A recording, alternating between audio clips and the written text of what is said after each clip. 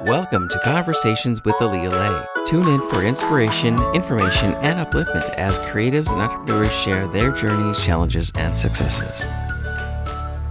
Today's guest is Mara McCann, who is an entrepreneur and producer who is focused on creative and business growth. She is the founder of Zhive Media, curating networks of film financiers and scalable content. Mara is currently an advisor at South by Southwest Tech Pitch and the Long Beach Tech Accelerator, mentoring pre-seed companies in entertainment. Zive Media is excited to announce their membership community and distribution incubator for writers, directors, and actor-producers to launch their films. Zive provides partners, producers, and mentorship for creators bringing feature films and series to the market. To message Zive Media and Mara, please connect to Mara on LinkedIn. So I just want to say thank you, Mara, so much for being here today. Yes, of course. It is my pleasure. So tell us a little bit about you, how you got started, where you are now, kind of the things that, I think that would be really lovely and interesting here. And if it's okay, I'll probably interrupt with like some questions here and there. Sure, of course. I have an interesting journey. We all have our journey stories. I know for me, I've always been an actress. So even during college, I was making my own performances and writing my own plays so I could get better roles even in college. And then after I graduated, I had my own theater company.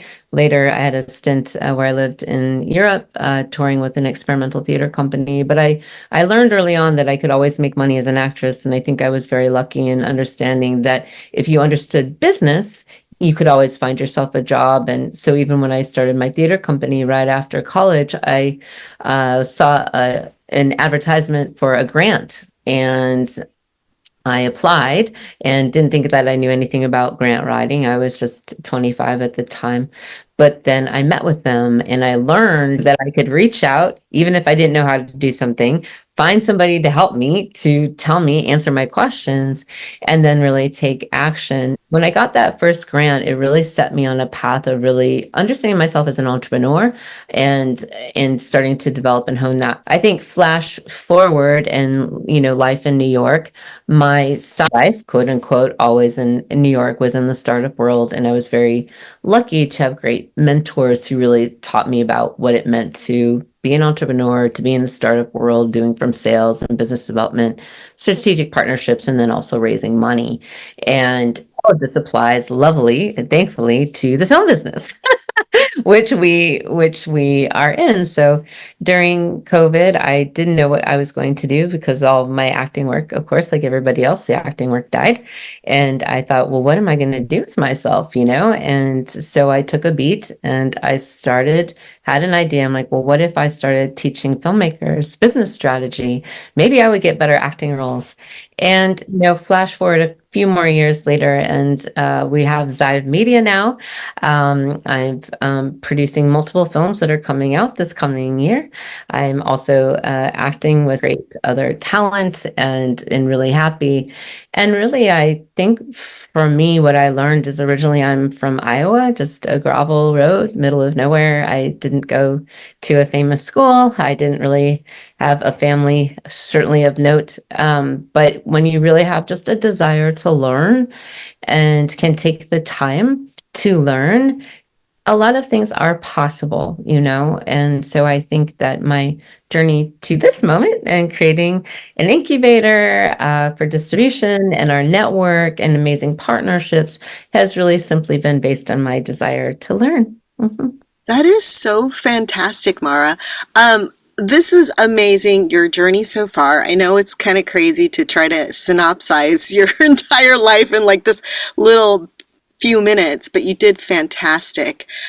Some questions that came up is like, could you clarify what an incubator is specifically for those who may never have heard of this kind of terminology? Sure. So, in the startup world, an incubator is simply a place where a person with an idea who wants to build a company can go and get help, mentorship, and resources.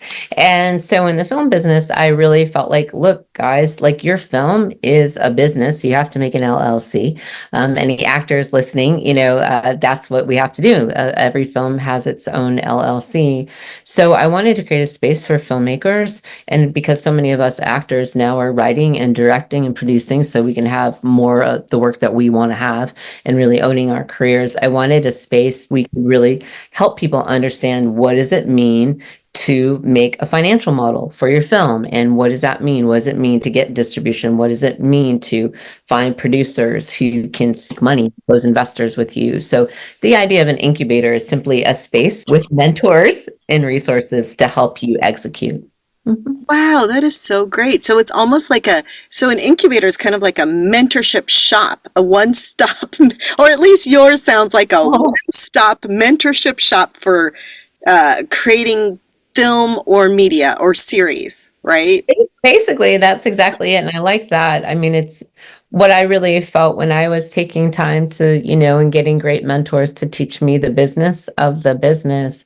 I felt that I had to spend thousands of hours in a very short period of time on the phone. And I wanted to make it easier for people who really want to have a moment, who want to create their own path in Yeah. the business for themselves, to make that a little easier. So I have, 40 weeks of master classes, as part of our network.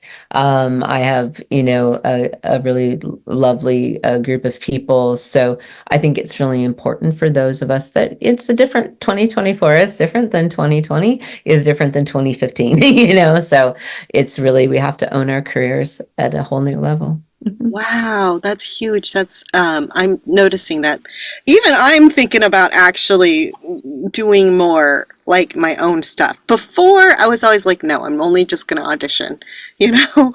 But even I'm thinking about it. But to go back a little bit further, a couple of few things. One, Mhm. how much would something like this cost?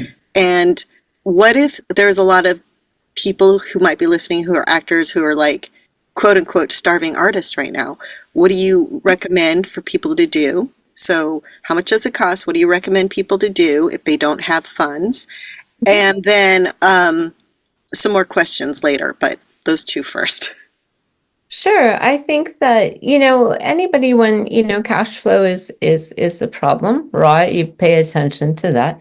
And it really, I think that's what's the beautiful thing about TikTok, is about, YouTube, about LinkedIn, is that a lot of people like this podcast, right? It's free.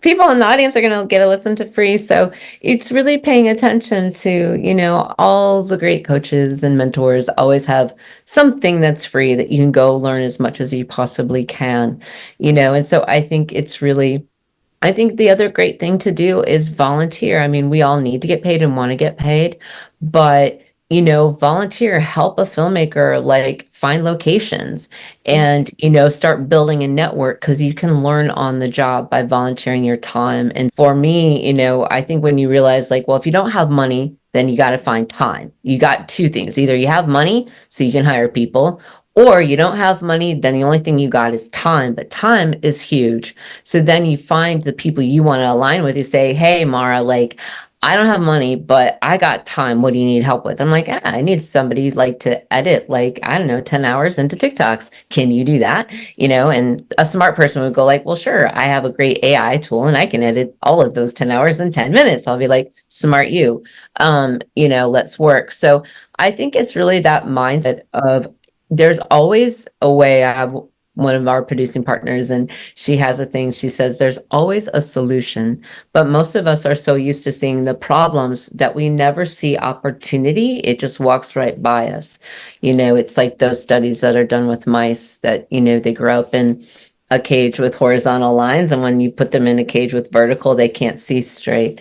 And so I think it's really trying to be mindful of where is the opportunity and what can be done.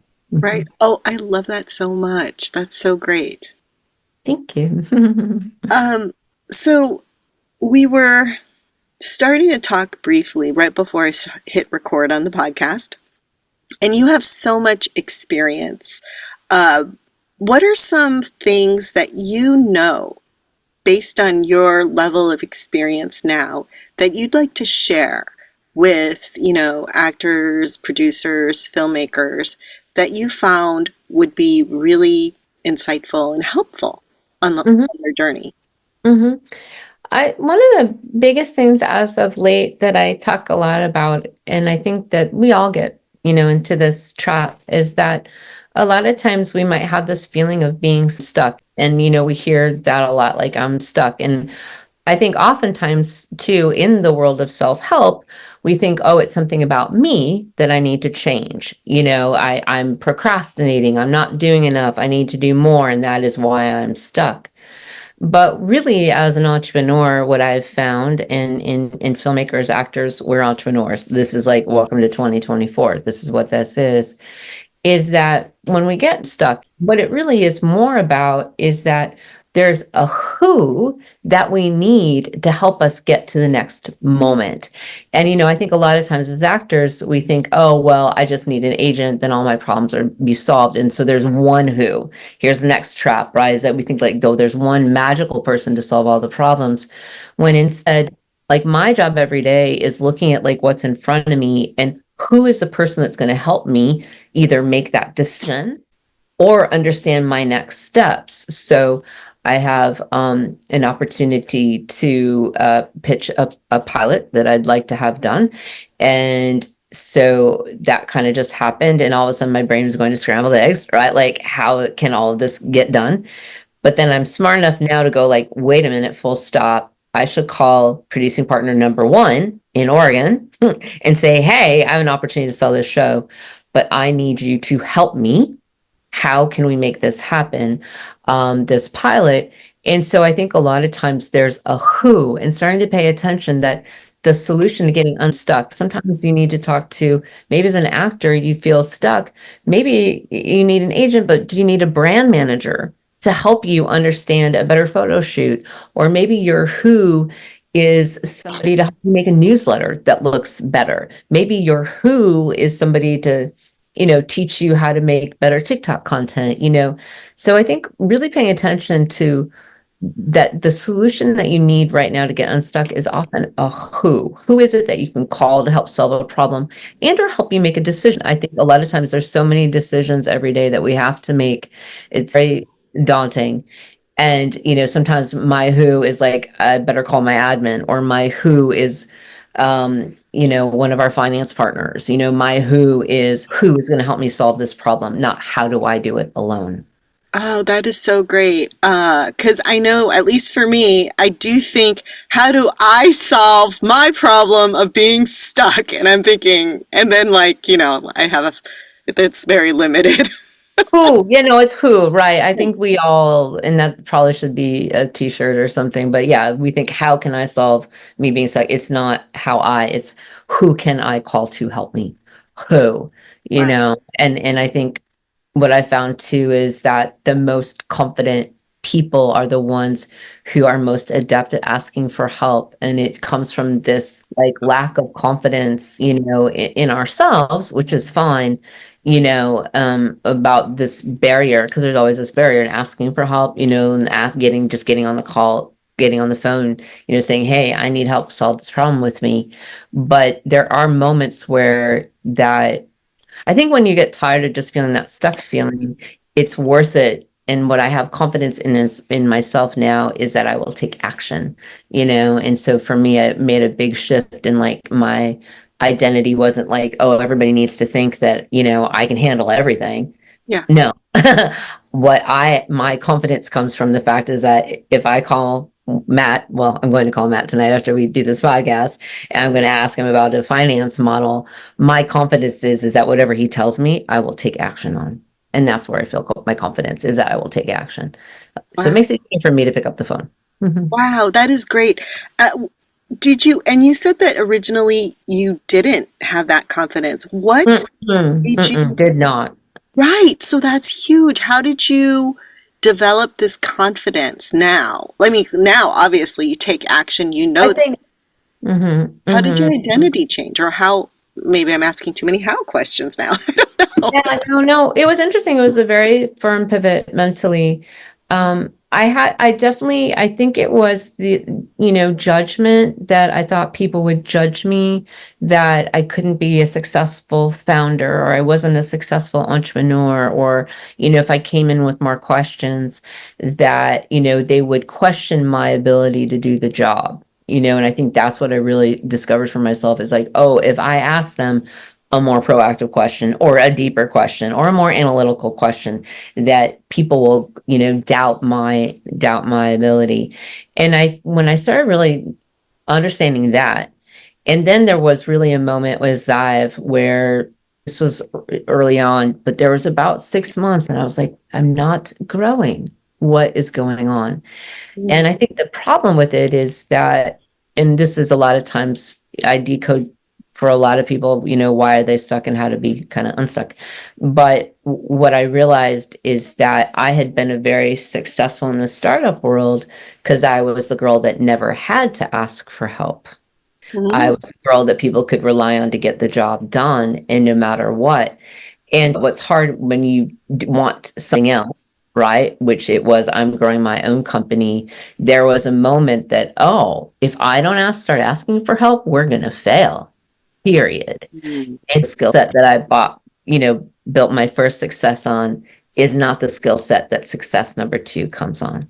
And Mhm. so there's a certain moment where you really, and so I had to really start understanding that, oh, my full-time job now is asking for help, period. And it's not about, I had to let go of my limitation of thinking, oh, what if people judge me? And I stopped caring because I was like, wow, I got to grow or we're going to go down. And, it was in that moment that, and then it became more of a habit. And I think that that was the other thing, that everything, new behavior, and I was really watching myself and why we weren't moving forward. And it's always about me. That's also what I've learned about entrepreneurship and, in companies and building companies. It's that it's not the world, it's not the external business, it's us. What I can change and control is myself, and what I think and what I do. It was a lot of hard and deep introspection, which is really what I think of entrepreneurship and being an actor and all of that. It's that my desire to grow has led me to do new behavior. Mhm. Wow, that's fantastic. Did you know for yourself with Zive, now that you've created this company, is it because you had a clear goal? And so that therefore you knew it wasn't moving towards that, and that's where some of that change started to self-introspection and all that change started to happen? Was it because you were clear what your goal was already? No. No. No. Yes, no, I think we live in a world of deception where people who get any success have some clear goal. And I think I'm sorry, but I'm so provocative. I think goals are stupid. I think they're horrible because Wow! I think they're stupid and horrible because we're changing and growing beings. Mhm. And I don't think that goals really allow for a creative adventure. I am very clear about what I want. That I am very clear with. But what I want is actionable. I've never felt goals are actionable to me. And I know some people it totally makes sense and it's great, but I don't know what part of the, I don't know, creative scale my brain lives on. But for me, I always freaked out, would get overwhelmed, because I think what I learned is that when I give myself space, I get more done in a day than any, to-do list. I'm better off kind of just going like, what do I want? There's a couple things I've always wanted, and I always walk in with my values Yeah, and my integrity. So there are certain things that shape me and right. shape how I grow. I think that that clarity, and it changes, like I think the other thing too is that, you know, I I think it's that you start with one idea and then opportunities happen. And so I'm very aware that I have changed as new opportunities have entered into my life. And I'm very aware of that, and so I think that that is when you're always paying attention, like, oh, wow, we could go this direction. And there's lots of opportunities to say no to, like, no, no, no, no.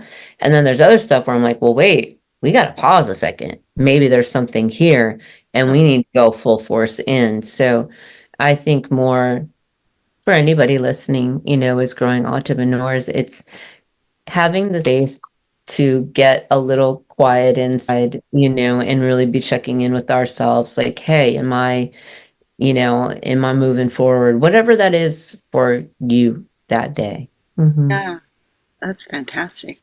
Um, I'm aware I keep saying that's fantastic, so I just got a question. I'll just ask the next question. Can you give a more concrete example of a want that you have? It doesn't have to be directly to Zive, but an example, a want that you have, not an immediate want, but one that would take, say, a little bit of time to reach or get, and then how you approach the want for the day based on the want that you said you want. Mm-hmm, mm-hmm, mm-hmm. I like to build in success every day, because most of the things that we want are big and great, and that is good. Like, I definitely believe in the big and the great. But I think it's important because a lot of times with filmmakers, because I work with a lot of filmmakers, I think a lot of times, the success is I got into Sundance. And the reality is that might not ever happen, but you might get a Netflix deal, if you're judging your whole life based on, I got the Netflix deal, but oh man, I never made a Sundance. It's really difficult how we judge that. And because it's such a far in between the successes, right? Like, actors, like, wow, when do I get to put booked it, on my Instagram or whatever, that whole thing. I have a lot of thoughts about that. But so what I try to do for my own sanity is I try to just at some point in the day, sometimes it's the start of the day, sometimes not always, I try, is that, like, what are two things that move stuff forward that I could get done in an hour? Like an hour. Yeah. Two things that I can get done in an hour. And if that happens, it was a good day. So I try to set up from the beginning, like, what makes it a good day? Yeah. Okay, I spent, 10 minutes writing some notes about what I would like to talk about on this podcast. I did that. And then I make sure at night I try to take a beat, because it's really hard, because the things that we want are big and great. So it's really hard at the end of the day, go like, oh, wow, that the big and the great I didn't get yet. Yeah, but I had a great finance meeting. That moved the needle forward, right? Oh, but I had this. So I think it's important as we structure ourselves to kind of go, what are two small actionable things? And if you don't have an hour, right? Because some people have balancing like 40 hours plus a week at another job that's not, entertainment business, maybe plus a partner or family, any of the things, or 3 jobs if you live in New York, like all the things. But even I had one mentor when I was like juggling 3 jobs, conservatory, all of that in New York. She was like, find 15 minutes and you do one small thing in that 15 minutes, and that's yours. And that makes that day special to you, and you're moving forward. And I learned so much from that, because it was this one journal I had just for that thing, but it made me feel like I got in touch with myself. I did one small thing, whatever it is. Like, you put a post on Instagram, or, you reached out to a director, you sent one message, you sent one text, whatever it is. There is some, and then that day gets marked with a star. I love stickers. I'm a kind of geek. I'm a real geek when it comes to certain things like that, like highlighters, just, and that's for me, to judge me. Yeah. And that helps me go like, oh wait, no, but this happened. Oh yeah, that was good, wasn't it? Because the problem is that we always have more to do than we can ever get done in a day. Always, and so I think those are the important things to pay, attention to. Yeah. Mm-hmm. Yeah. Yeah. And it's nice to be reminded of the successes for that day, because it's easy, at least for me, to have done a bunch of stuff and then forget what I did, even though I knew I got a bunch done, and then feel like, wait, I don't see the quote unquote booking right now, right? So Yeah, well, and I think it's also hard too because there's always more things to do, but it takes a beat to kind of go, yeah, but what really moves anything forward? yeah, What really? And I think a lot of times, we do what's natural and easy, but yeah, maybe there's one phone call that should have been top of the list because if that got done, yeah, wow, everything would change, And so, really, even paying attention to that of like at least one thing that moves business forward. What is it? Do that. yeah. And I wonder if that question is something, if I can't think of it, or if the listener can't think of what that is, maybe that's when we reach out to another For who, sure. Yes, or what always. the thing. Because not often, I mean, life wasn't meant to be lived alone. This business cannot be done alone. We're social creatures. We are humans with a social nature. So I think there is a reason that we come together as people is to find new solutions. And that's a sign of strength. That's a sign of strength. And that's what confident people do. And so when you start understanding that, you go, oh, I want to be a strong leader. What do strong leaders do? I always have this image for me. I'm like, a smart general gets everybody in the room. Every department reports on what they think the best plan of attack, and then I make the call. I much prefer that. I don't have to figure out every strategy. I get the smartest people in the room with me, Yeah, with a vested interest, and then I make the call. I love that. Is there anything else that you wanted to share? Especially, is there anything you can promote that we can support and follow you on? Sure. Yes, you can follow me on TikTok. I have a story. On TikTok, you can follow Zive Media on TikTok, Instagram, LinkedIn. You can connect to me on Instagram, Mara McCann, or LinkedIn. You can go to zivemedia.com and learn about our network, about our distribution incubator, and then also we're doing an in-person event in Los Angeles in October, the end of October, three-day event with all really about creating an ecosystem of independent film that is getting made, that we are helping get made and greenlit for this coming year. So if people want to connect to me, I'm happy to, send an invite to that. I hope I can be there. I want to be there for the October I hope so. It's going to be a good time. We in have LA. producers, we have a lot of people that will be there, and I'm just really proud of how much this community has grown. Cool. You're amazing, Mara. I appreciate you. I'm on your newsletters or your email list, and I have seen your growth. Phenomenal. And I'm so grateful you're here today. Thank you so much. And thank you for the work you're doing to help people. This is a good way for people to learn and get a moment of clarity. So that's kudos to you. Oh, thank you. Thank you so much for listening to Conversations with Alya Lei.